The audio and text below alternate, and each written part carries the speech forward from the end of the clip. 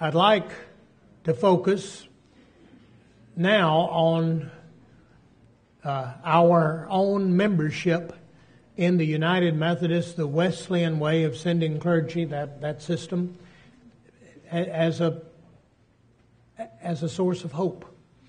To speak of the structures of the church, the mechanisms of the church, as hopeful as that's a challenge, and it's not simply a challenge because much of that doesn't feel hopeful, but it's a challenge because we've got to see the institution, the church, as a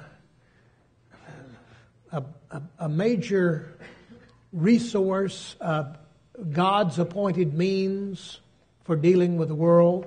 And yet, it's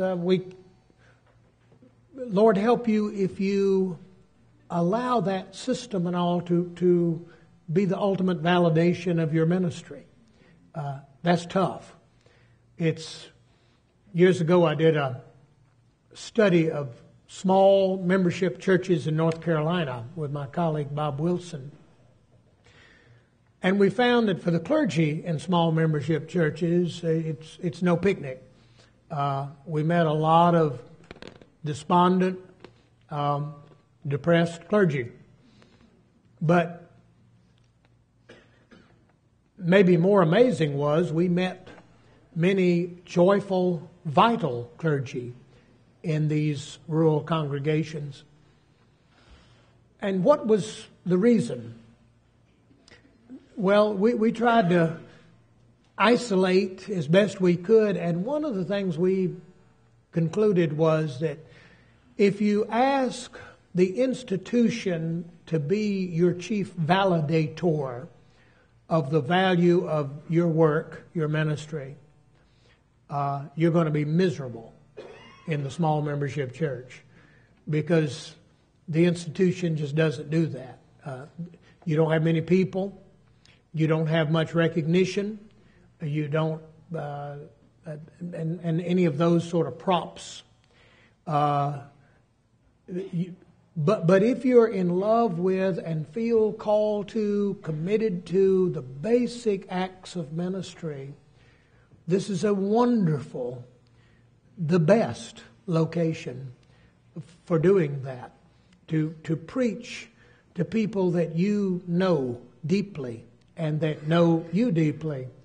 To have the time not to be jerked around by programs and stuff, but be able to focus on the Word.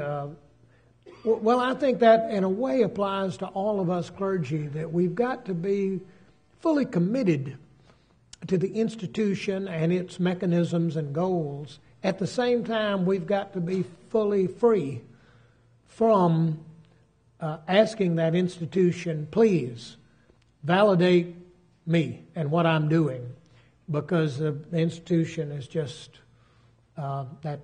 There are all kind of reasons why that's hard to have happen.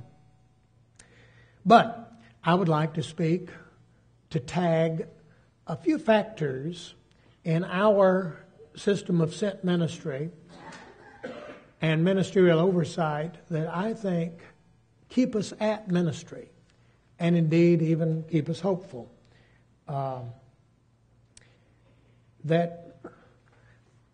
The first thing I mention is something that we lovingly refer to as the connection.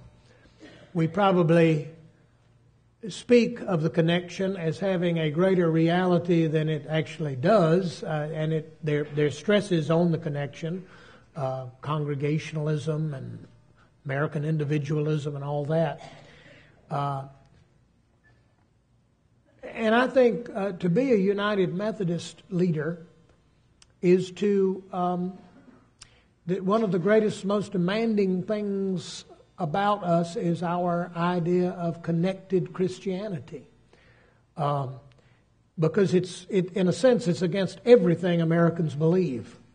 This notion of subordination of you, your career, your family and all, submission to the will of others and the decisions of others, and that That's just very countercultural.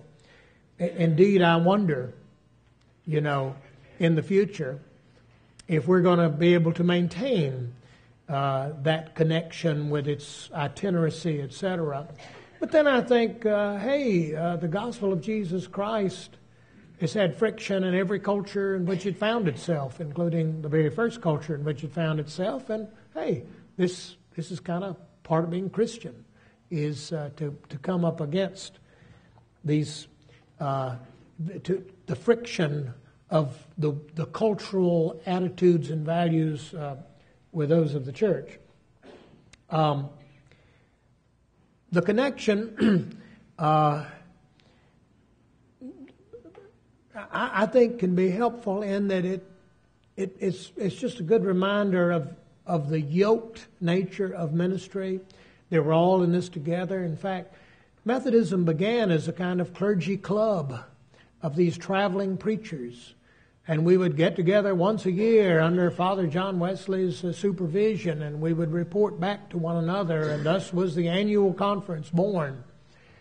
And I think, sadly,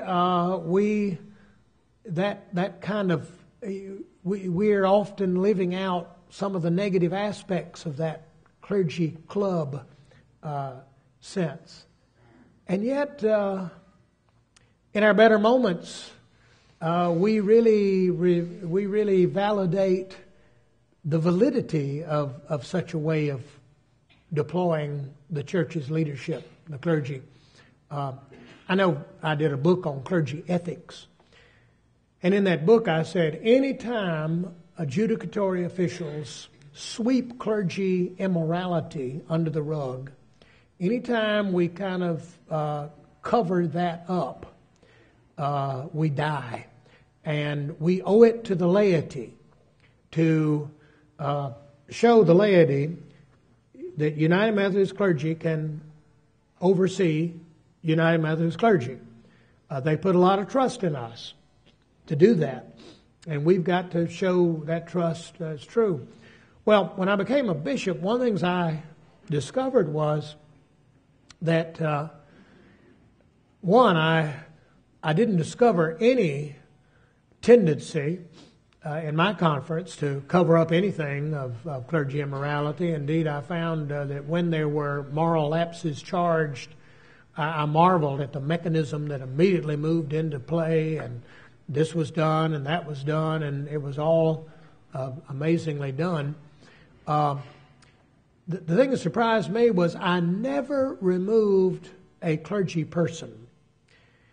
The Board of Ordained Ministry really does that, but the bishop has responsibility for administering it.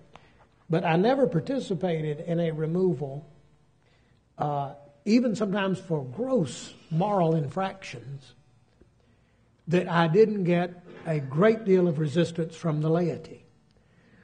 And that was kind of a surprise to me. Other bishops say you shouldn't have been surprised, but I remember the layperson who said of their errant pastor, put a scarlet letter on his back and send him back out here. We don't care. Why should he be crucified for doing what many of us are doing? And I said, well, if you're doing that, you should be crucified. And I just had to say to these lay people, I'm sorry, we're United Methodist. And it appears that we clergy have a higher definition of clergy than you do. And that's okay. We don't really worry about your definition of clergy. That is not going to determine our activity here, but this is a covenant. And this brother has broken that covenant, and now his fellow clergy will respond accordingly. Well, I'm kind of proud that when our system functions in that way. Indeed, I tell the story in the book Bishop. I was at a congregation one night, and I'd asked to meet with their new members because this congregation was growing. And I went around the room and I said, why did you join the United Methodist Church? And somebody said they joined because we were so warm and friendly. And I said, well, I can see you've only been a member for a couple of weeks. You have yet to meet the rest of us. But people, somebody liked the worship and all. And then someone said, you're the reason I joined United Methodist Church. I said, me? And he said, well, not actually you, but bishops. I joined because of bishops. And I said, you got to be the only person in the history of the Methodist Church that's joined the church for that reason. Say more. And she said, I was the victim of a succession of two demagogic, know-it-all, out-of-control clergy who are unaccountable to anybody except the poor laity. And I vowed I will never do that again. I'm never going to be part of a church where clergy do not watch over clergy. And I said, would you move in with me, travel around with me? Just give that speech. Just that speech. I love that speech. But we believe, I sometimes said in jest, the United Methodist Church has just a couple of theological convictions. One is Jesus was raised from the dead. Two, clergy ought to always, everywhere, all the time, be watched. We should never be left unwatched, unoverseen. The word bishop means simply episkopos, overseer. And bishops and district superintendents participate in the ministry of oversight. And in a sense, every ordained elder in the United Methodist Church is in the ministry of oversight. Clergy watch over clergy in love. And we expect to be watched over in love. And the notion that my ministry is a solo act, Lone Ranger, that is not of our system. And it's a burden to be called to the ministry of oversight. It's also a blessing, but it's huge responsibility for us to watch over others in love. But yet, that's kind of the part of the essence of our church. And to be connected to that, in fact, I would say that our problem is not, maybe you'd expect me to say this, but our problem is not that we've got too many heavy-handed authoritarian overseers, but that those of us in the ministry of oversight don't practice oversight with enough vigor and attentiveness. For instance, as a bishop, I think you should expect me, in some sense, to have some mechanism at least of truly knowing you as best we can, and knowing, where you're in ministry. Now, a bishop can't know all that, but you ought to have district superintendents who do. For instance, when I, as a bishop, ask a district superintendent a crucial question, what is the average attendance of that church? Is it going up? Is it going down? Because average attendance is a big number. And the district superintendent says to me, I'm not sure about that. That's somebody who either needs to learn how to be a district superintendent or needs to be removed. And it's no good to say to me something like, hey, I've got in my district nearly 100 churches. Yeah, you're incapable of knowing 100 churches? Then we need to find other less demanding work for you. We got pastors in this conference who serve a church with 1,000 members. And they actually know, to some degree, on a first-name basis, every one of those members. Well, that, it isn't that hard. One thing we devised was the Alabama Conference dashboard, which you can read about in the Bishop book, where every church, every Monday morning, logs in their attendance, their giving, the number of baptisms, number of professions of faith. We didn't do that for the cabinet. We did it for that church. And all that information is publicly available. We can't imagine being a pastor and not knowing those numbers and not being constantly attentive to those numbers unless you try hard not to be. But it also was wonderful for district superintendents and the bishop to really have your finger on the pulse of a congregation. And by the way, all those numbers, as you know, have always been demanded of churches since the Methodist Church was born. The trouble is, those numbers are usually 2 years old by the time you get them. And so they're useless, they're pointless.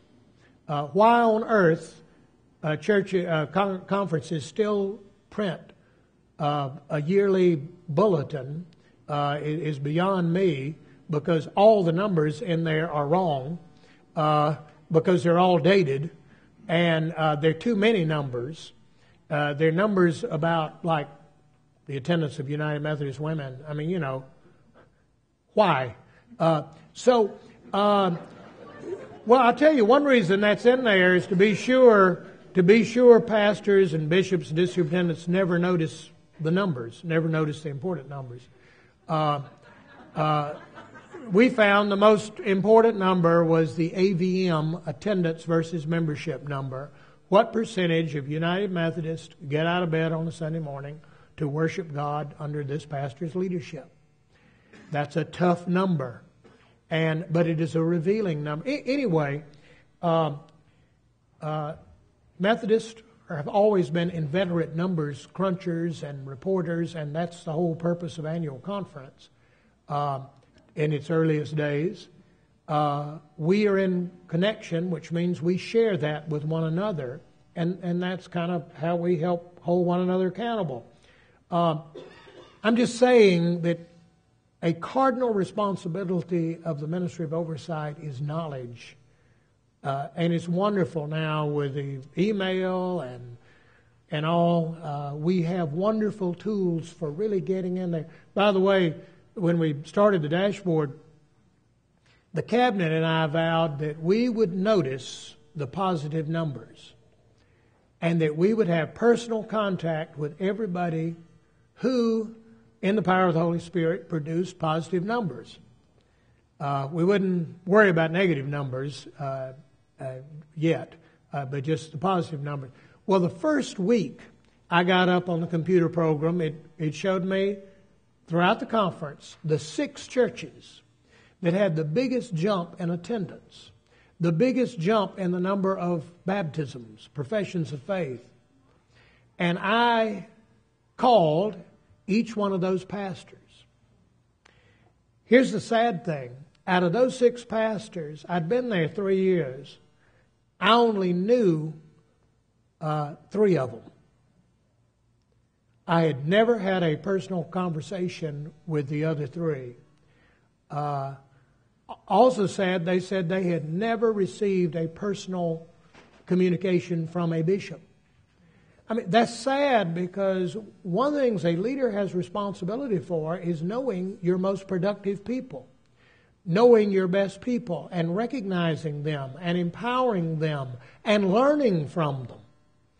And I'm just saying that when people would criticize the dashboard of saying, how are you going to use this? And, well, the first way you use it is just to be sure you know where God is moving. And by the way, those were all relatively small, medium-sized churches. And out of those 6 churches, 3 of those pastors were at the minimum salary level. I'm just saying that's part of the responsibility of the ministry of oversight. And to hold one accountable, that if you don't ever want accountability, you shouldn't be a United Methodist minister. And if you don't enjoy, well, let's say if you can't find meaning in the task of holding colleagues accountable, you shouldn't be a district superintendent. or bishop, and that this is part of the ministry of oversight. And by the way, in speaking about accountability, it sounds kind of negative about, but as a pastor, one reason you don't hold your people to account, if I ask you, why don't you hold them to account for this behavior? The response is, well, I'm such a nice, loving, caring pastor. I would never be that tough on people. No, the truth is self-protection. You've noted that when you hold someone accountable, what often happens? They hold you accountable. Yeah. They say, who are you to question me? And that's great to say. Well, the pastor, the person of God called to be here to hold you accountable. But I mean, sadly, what we do is say, let's be in covenant with one another, that we will never hold one another accountable, that I will never raise any question about your ministry in exchange for you never raising any question about mine. And let's call that Christian community, okay? That's a new definition of Christian community, but let's try that. I'm sorry. That's not good enough. And one of the great moves of the Council of Bishops is the pledge that we bishops have made to share information about our conferences with one another. Now, in a way, that's something we don't need to pledge to do because we already do that. The trouble is, again, for the bishops, when we're not dealing with real-time, current numbers, you're really not accountable. And the word accountability, if you notice, it has that little word count in it. Generally, the only means we human beings have of holding one another accountable is counting. One of our slogans was, you only count what's important. And whatever you count automatically becomes important. And you go to pastor, and I asked the pastor, how many baptisms have you had this year? And the pastor says, I'm not sure. That tells you everything you need to know in one sense about that pastor's values and that pastor's theology and that pastor's improper imposition of limits upon the Holy Spirit. Rather than say, hey, we're working with a living God, and so we expect growth of the kingdom. We expect that of God. And accountability also means that we do the best we can to hold one another accountable to this high calling to which we have been called. A big moment for me was I was in my third year of ministry, associate pastor at a large church in a small town. One March the 1st, I was called over to the superintendent's office, retired Marine. I walked in. He said to me, boy, didn't I tell you to get a haircut? And I said, I did. And he said, then get another barber. That's how the conversation got going. And he said, look, I don't have a lot of time. Let me get right to the point. We got a church in bad trouble down on the coast. And they have lost, since Christmas, 12 of their young couples to other churches in town. And we've been trying to hold that thing together with a retired Navy chaplain. And he has finally gotten the attention of the cabinet. And he says, you're going to lose this church if you don't get somebody down there now to get that thing in hand and get it moving, and preferably a young pastor that can get back these young families. And he said it's a resort community, and in June, you're going to lose everybody's a waitress, waiter, and restaurant people. You're going to lose all them. And I said, wow, okay. And he says, anyway, you're the one we got to go down there. And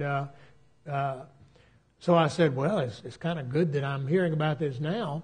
so my wife can tell her principal that she'll be leaving in June. And he said, boy, don't you listen to anything I say. I told you this church was in trouble. We can't wait for you to fool around and get down there in June. You're leaving next week. And I said, Nick, what? And he said, anyway, God bless you. And well, I ranted and raved that night around, and finally about 11 o'clock, Patsy said, wasn't it you that thought that God wanted to use you? It sounds to me like you getting ready to be used. I would think you'd be thrilled. This would be what you asked for. Well, I went down there, and it turned out to be a wonderful location for ministry.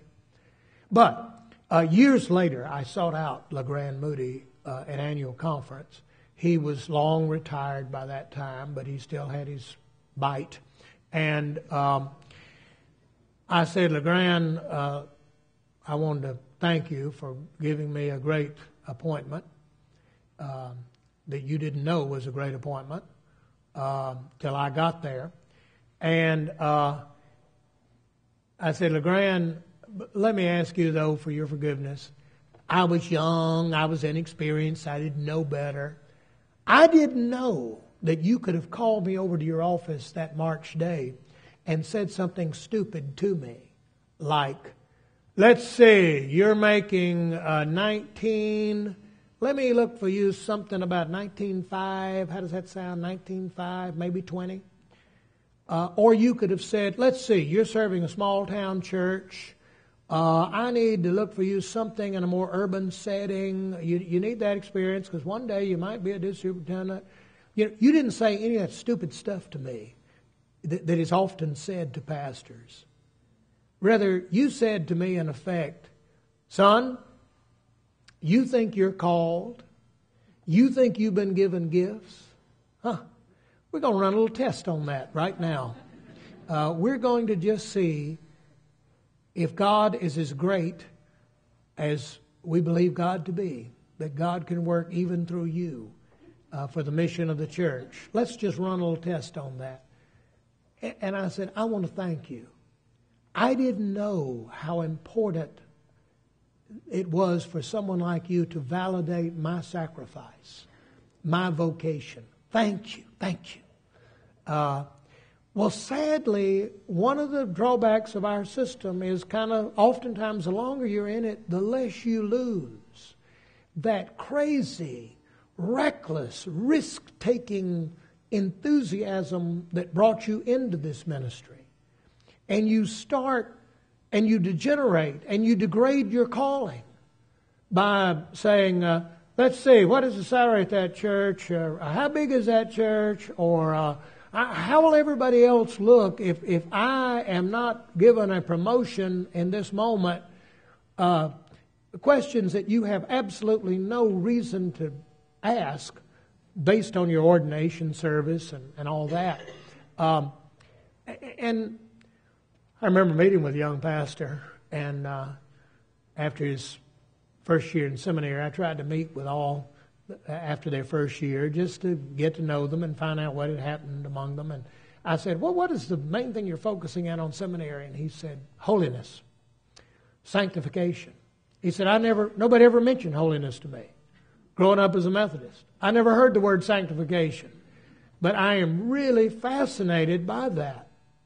And I really think that is an idea this time has come. My generation yearns for that formation in Christ. And I said, wow, that's wonderful to hear that. And he said, I'm really trying to make every aspect of my life holy and subservient to Christ. And I said, oh, that is so Wesleyan.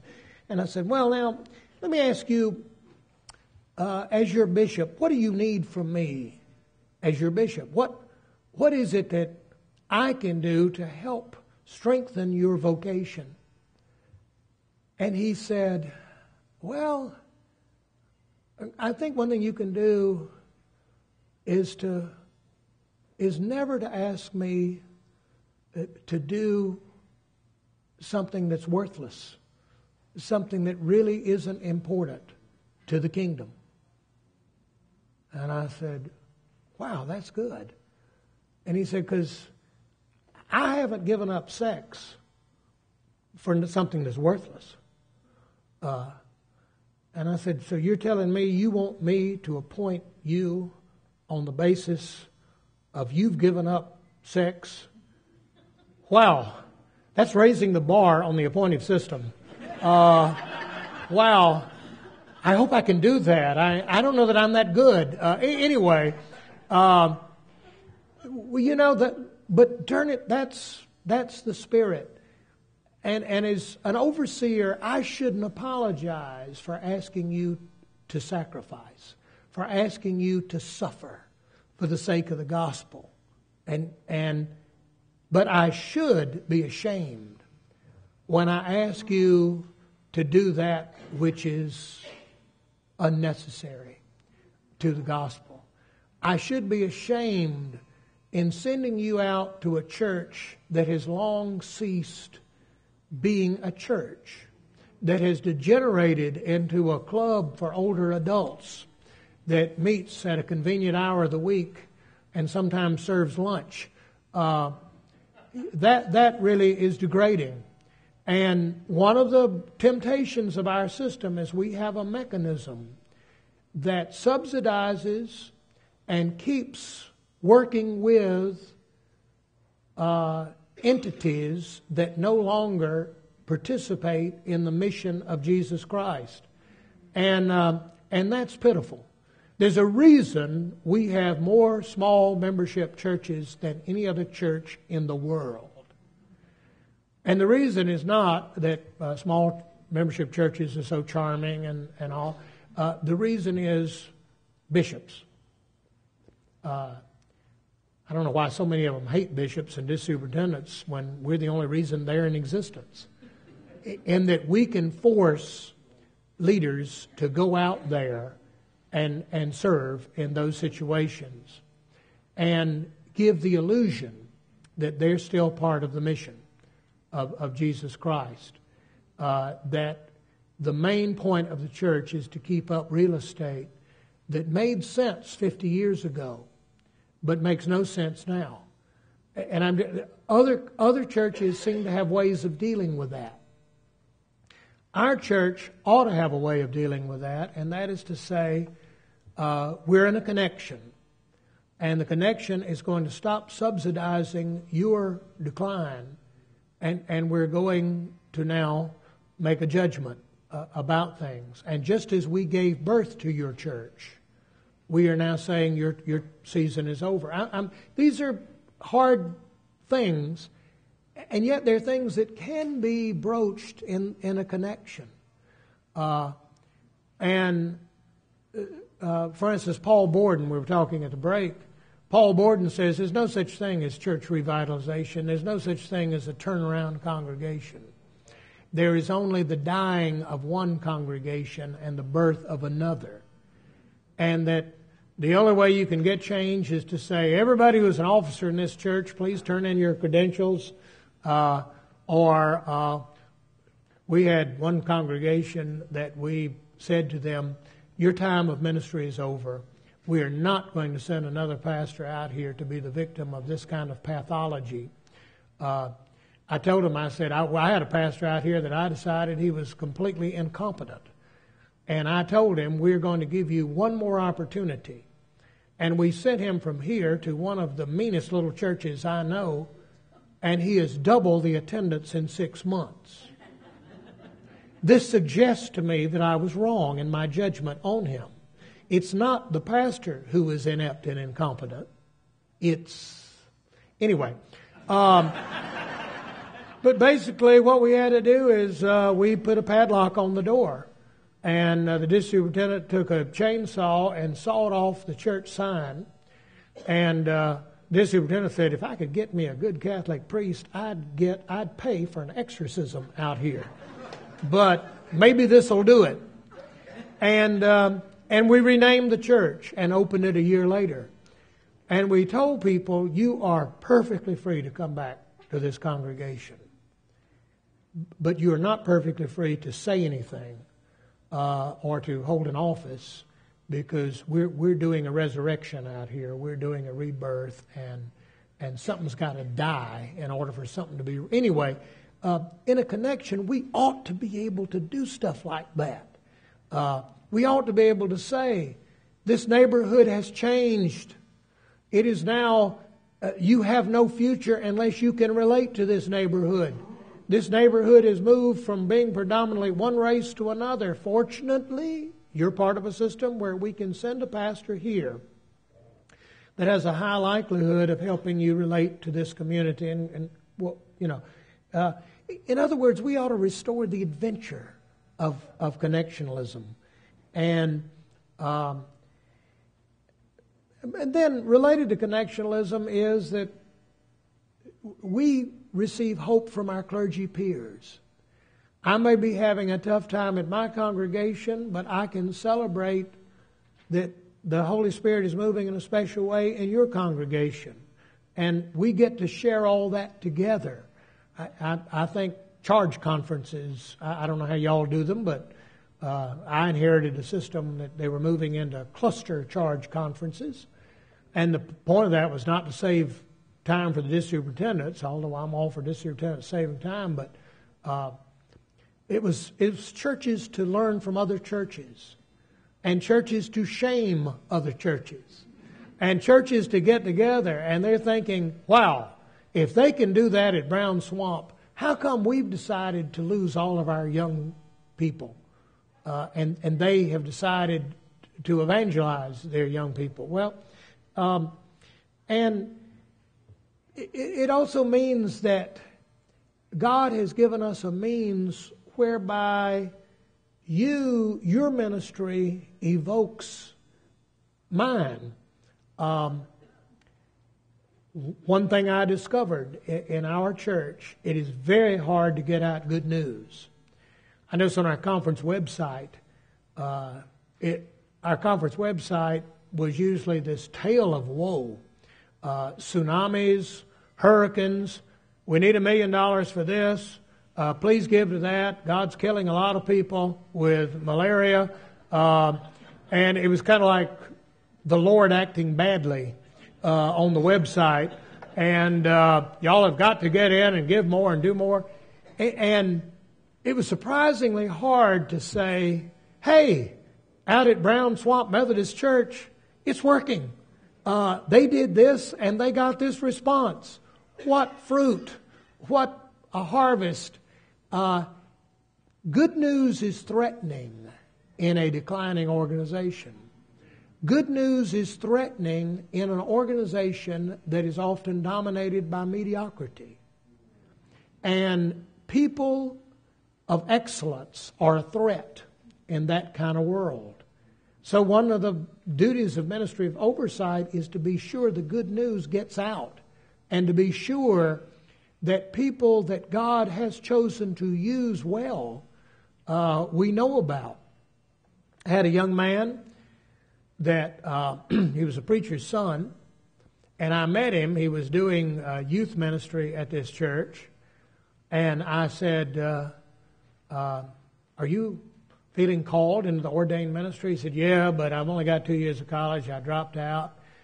And I said, well, you know, when you have 4 children, by the time you're 33, I can see that you've been busy. But we need you to go back to college, okay? We believe in an educated ministry.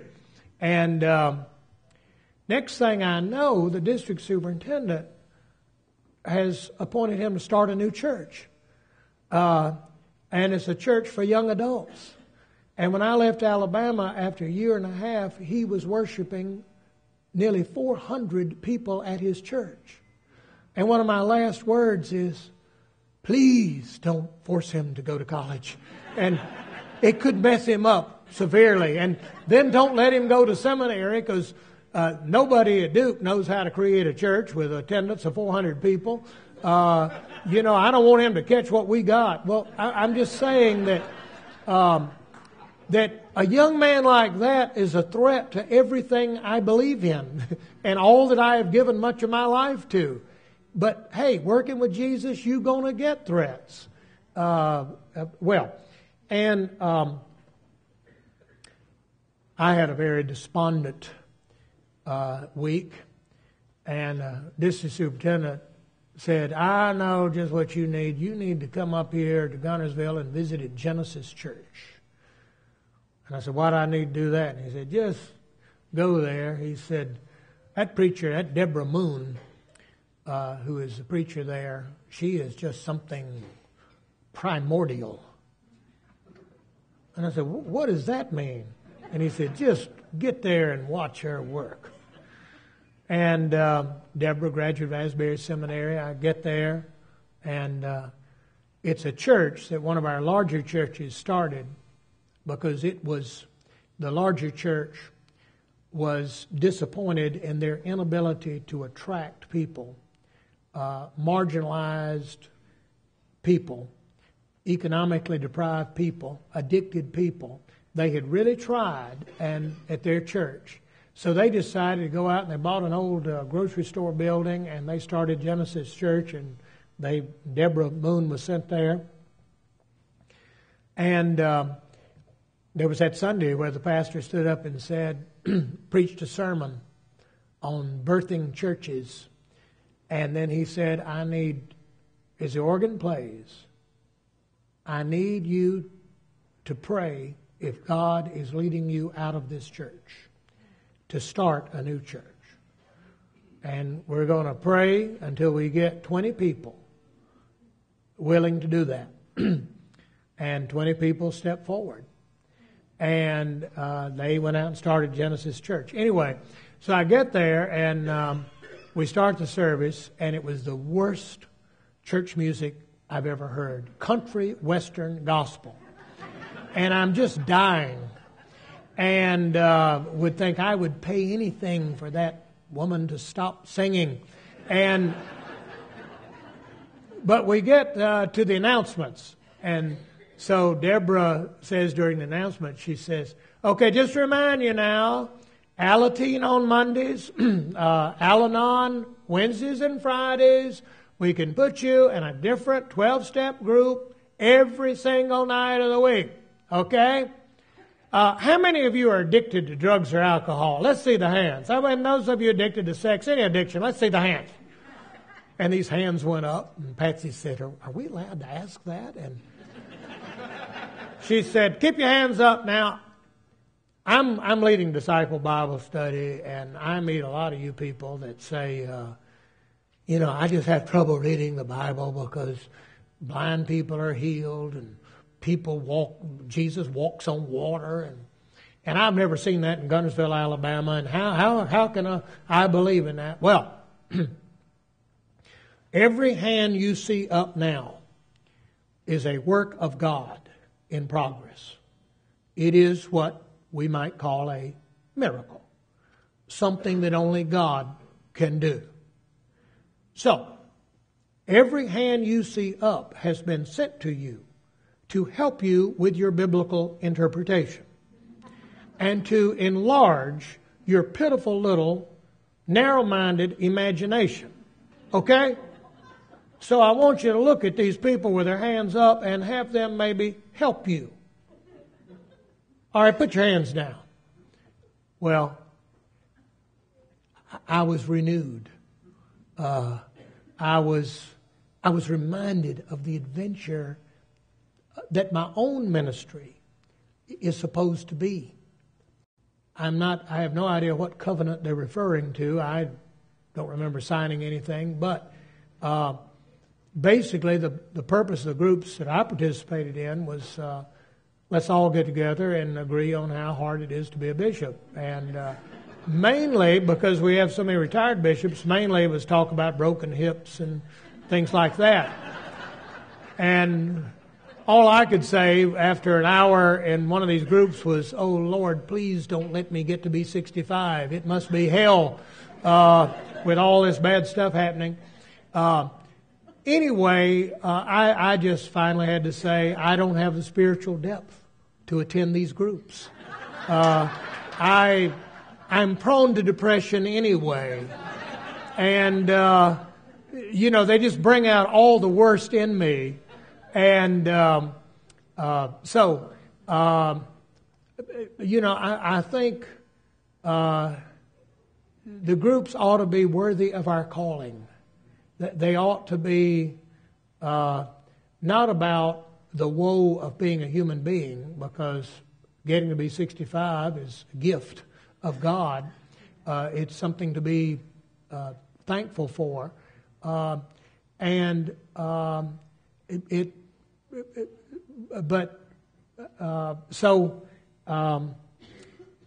say a little bit in the Bishop book about how empathy and group support can be a negative thing.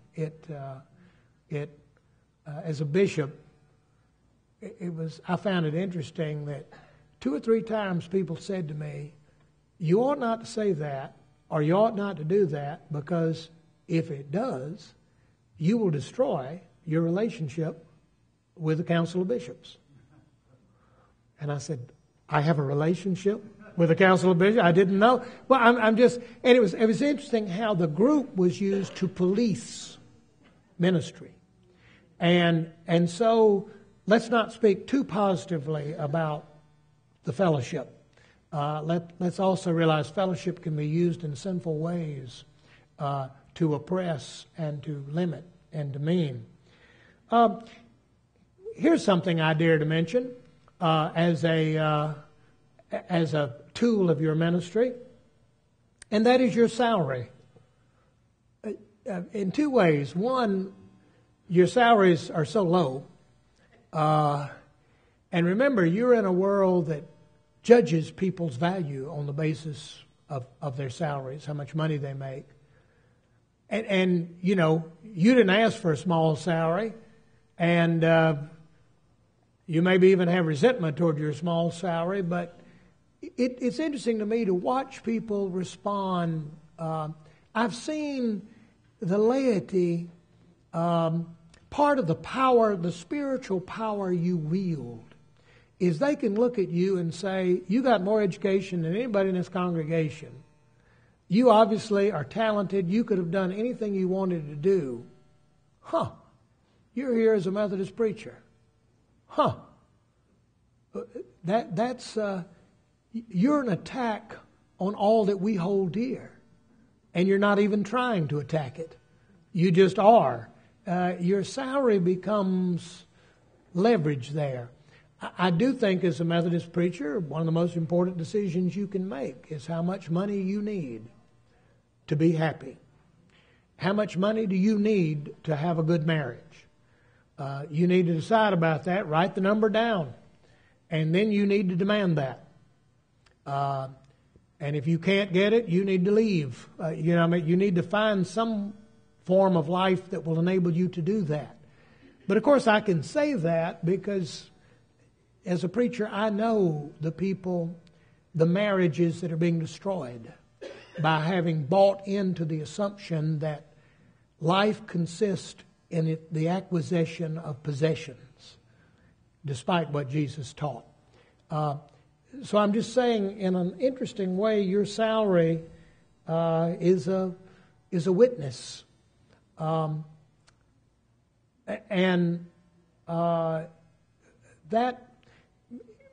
your salary, I think, is also a way of, maybe unintentionally, but helping you keep your values. My wife grew up as a Methodist preacher's daughter. She was a Methodist preacher's granddaughter also. But when she was young, she had a good deal of resentment that her family didn't have the resources to do a lot that some of her friends' families did. And that some of her friends' families had to kind of adopt her to make sure that she got to go places and do things and all. Later, she really was able to celebrate the gift of having parents, being blessed with parents who have more important things to do with their lives than you, than being your parent.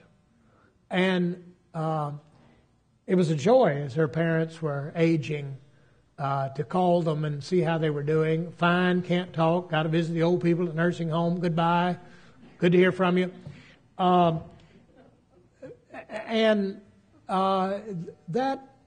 That's a gift you're giving your families in a culture in which vast numbers of people have nothing more important to do with their lives than to be married or to be head of a family.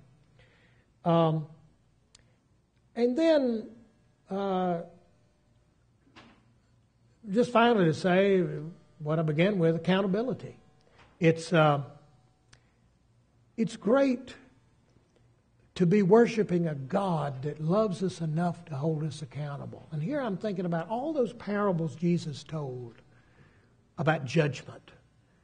We often think of judgment as a negative thing, but I guess it depends on who the judge is. And like that story of the great judgment there as Matthew ends his gospel, one of the amazing things about that is the surprise. And it's kind of the nature of God's judgments to be surprising. But I remember even as a teenager hearing that, "Depart from me, you accursed ones. I was thirsty, you didn't give me drink. I was in prison, you didn't visit me. Enter into the joy of your master, you blessed sheep. I was in jail and you visited me." Well, it hit me that the goats, that the sheep say the same thing in that parable as the goats. "Lord, when did we see you? I'm sorry, I don't recall ever seeing you." Now you expect the goats to be stupid. They don't come to church and they're not let in on the inside stuff. But the amazing thing is the sheep are as dumb as the goats. And both of them are just stunned at the judgment. And I thought that's great because I don't understand a whole lot about Jesus. And maybe understanding is not the point. Wow. And the notion that, surprise, you thought you were just doing a little act out of habit. You were doing that for me. Well, anyway, we've got a God that refuses not to hold us accountable. We've got a God that we believe that for everyone, there will be that moment when we will be asked a very simple question. What have you done with what you've been given? Well, that's accountability. And it is built right into the faith. And Wesley created annual conference for people to stand up and say, what have you done this year with what you've been given? It's England. The gin trade is big here. So thank God you've been called to an easy place to work where it's not that hard to win people to the gospel. So what have you done with what you've been given? And that's also a gift. And it's not a sin to want a higher salary. There are good reasons for wanting a higher salary. It is wrong, though, to expect that a bishop is the key to that, or that a district superintendent is the key to that. The key, if you really desperately want a higher salary, I know an easy way to get one. Just make more Methodist. And there's a 1-to-1 correlation between that. Make more Methodist, you get a bigger salary. But it does mean that we're all dependent upon one another, holding one another to account. And I remember I had a group of students out to the house after church one Sunday, and a student was saying to me, I've been here at Duke 4 years, and I've never been on a faculty home until today. And I said, that's just terrible. We believe in having students in our home And students said, well, you're unusual in that. And he said, you got a beautiful home here. And I said, well, thank you. And he said, I love the trees. And I said, oh, yeah, we do too. And he said, let me ask you a question. Do you, as somebody working for Jesus Christ, do you feel at all guilty living in such a nice house? And I said, now I'm remembering why it's not a good idea to ask you people over to our house. Now I'm remembering why more people don't do that. And he said, oh, I didn't mean to be offensive. I said, that makes it even more offensive. You're not even trying to hurt me. And yet you are. I said to him, this is exactly what you should be doing as a Christian, is holding me to account. Because I will tell you, I'm sorry, I'm living the life I'm living because this is all I can do. I have to have this stuff. This is the best I can do. You're holding out to me the promise that I might be better disciple than I believe, that Jesus may have a larger purpose for me even than I have known. Thanks for the accountability. Well, I'm going to stop there, and we just have a couple of minutes, but if somebody we've got a couple of questions. You talked a lot about numbers, and you talked about the adventure, and you talked about some of the discernment. And I'm thinking about congregations that are in transition that might be resurrecting from the ashes. How do the bishops and district superintendents consider those situations where maybe the congregation is dying and then rejuvenating itself, when you consider that the numbers are so late that you're getting false information about what's going on in the life of the church? And then I wanted to respond to something I'd heard about new pastors going into new congregations, and that some conferences have had a retreat for those pastors before they enter into that new congregation for guidance and support. I think something like that might be helpful for a new pastor or a person coming into a new situation. That's great. You're a young new pastor. You're in a distinct minority in our church. We desperately need more of you. Hey, we had a conversation at the break, and I was thinking, and you told me you had 65 people to leave your church? I was told it was 169. 169. Well, when you told me that, I felt sort of guilty, because I thought, wow, this guy seems to be a lot younger than I am. Darn, he must really be a good preacher. I mean, because I'm thinking I've preached my heart out all my life, and I've done the best I could. And but I can't at any moment say 169 people have said to me, that is the gospel so clear that we now know we do not want to be part of it. Thank you. Earlier preachers had indicated to us that the gospel was sort of what we already thought, but you are convincing me, no, I don't believe any of that, and I don't want to give my life to any of that, and goodbye. Have you finished seminary yet? Okay, well, okay, thank you. I noticed that you seem to have a lot of progeny, but I'm 33. I'm the year that Jesus was crucified. I like you. That's great. Yeah. There may be a reason that all we know of Jesus is from the age 30 to 33. That maybe Christianity is just for young adults. I mean, maybe it's a faith that. Anyway. So I'm just saying that, one, your, quote, negative numbers may be revelatory. And maybe the cabinet ought to say, wow, we finally got somebody out there that is making a nice, clean distinction about the gospel that was not apparent earlier. Now, of course, that might not be an accurate explanation, but that's at least one we ought to consider. The other thing is to ask you, well, have you had any growth? You said you've had some people come back. and you've had some people show up. And I think that's amazing. That's all too rare. If you're in a United Methodist Church and you've had like 1% growth last year, you're in the upper 10% of all. 90% of Methodist churches have not achieved that. So rejoice. But you're also reminding me it's very important that in ministry of oversight, I know that about you. I know those numbers. And I talk to you when I say, hey, I notice your attendance has gone down. What's going on there, do you think? Or, hey, I notice your attendance has gone up.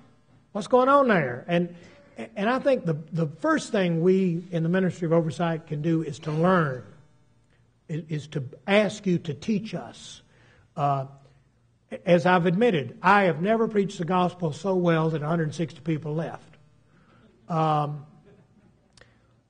keep thinking there's always a possibility that I may, Harwa says he's so damn charming that these people being at Duke are too dumb to realize that he is speaking against everything they believe in because he's got that southern charm working so for him. It's just deadly. Anyway, your other thing about retreat, you're reminding me, one of the things I've noticed about you young people, you crave supervision. You crave other people to tell you what we know. I would have never lowered myself at your age to ask for help from some old guy. I mean, it was the 60s, and we were here to defeat the old guys. Well, I'm just stunned when young clergy will say to me, would you mentor me? Could I come to you and tell you about a situation I've got that I'd love to hear how you might work through? I think it's one of the most charming aspects of your generation. And you're absolutely right. We need to do a better job of preparing people for the task ahead. You're reminding me that just as we're learning, we have got to rigorously vet and train people to start new churches. We got to also rigorously train and vet people to turn around declining churches. That's also tough work, maybe even tougher. Because in a funny way, you're starting a new church. It's got the same name and everything, but it's going to be a new congregation, or it, will do what others do and just die. Thank you. And by the way, you give me hope that someone like you is running around loose, and that Pennsylvanians had the good notion to bring you into the conference. And somebody on the board of ordained ministry said he's young. He's inexperienced. He's got some goofy ideas. And somebody on the board of ordained ministry said, we're dying for some goofy ideas. Lord, give us some, please. Bring us in here. And I just think one of our major tasks is to get a new generation of clergy who walk in and think about things so differently than the way we think, and can shake us up and ask embarrassing questions. And, thank you. I've enjoyed being with you.